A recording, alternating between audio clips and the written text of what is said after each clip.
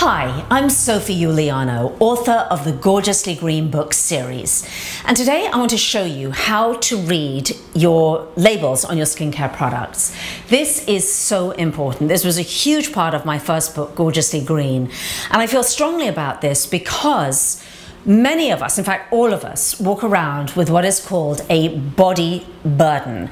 Now, what a body burden refers to in the scientific and the medical world is the amount of toxic chemicals that we're actually walking around with every day. And that may sound really shocking and depressing, but it's absolutely true.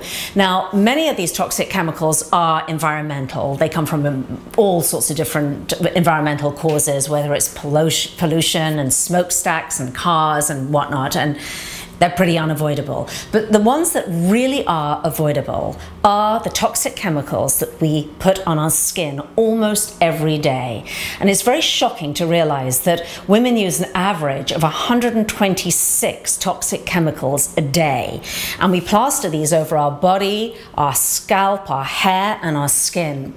And it's very important to realize that over 60% of whatever we put on our skin is absorbed directly into our bloodstream. So many of these chemicals are hormone disruptors, so they knock our hormonal system completely off balance, and they're neurotoxins as well. And all these chemicals can lead to really pretty serious health problems later in life. If you start using them when you're a teenager, then by the time you get to your mid-30s, then some of these really serious problems are beginning to show up. So how do we know? How do we know if our body lotion, shampoo, skincare, how do we know if it contains these toxic chemicals? Well, it can become quite complicated, and I write about all sorts of lists to look out for, but I'm going to try and make it very simple for you today.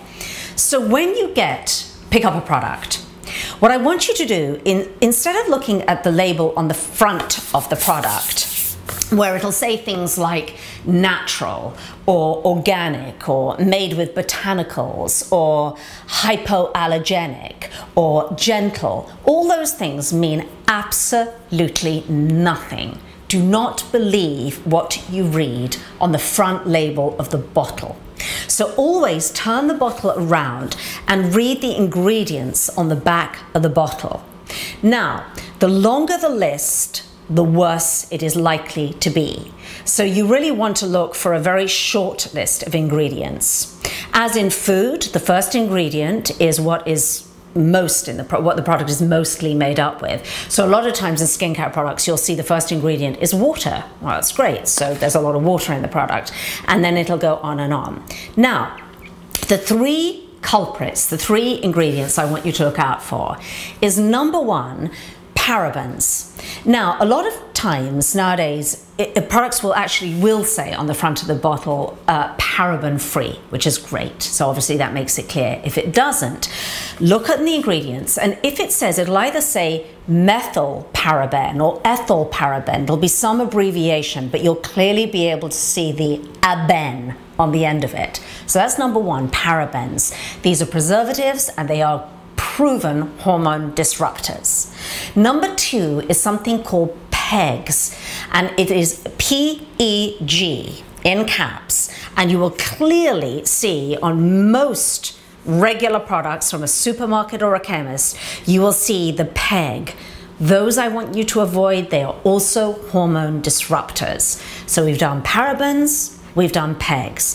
The third, and arguably the most important, is fragrance. Now, fragrance is a term that has a lot of problems with it. It's a legal labeling loophole.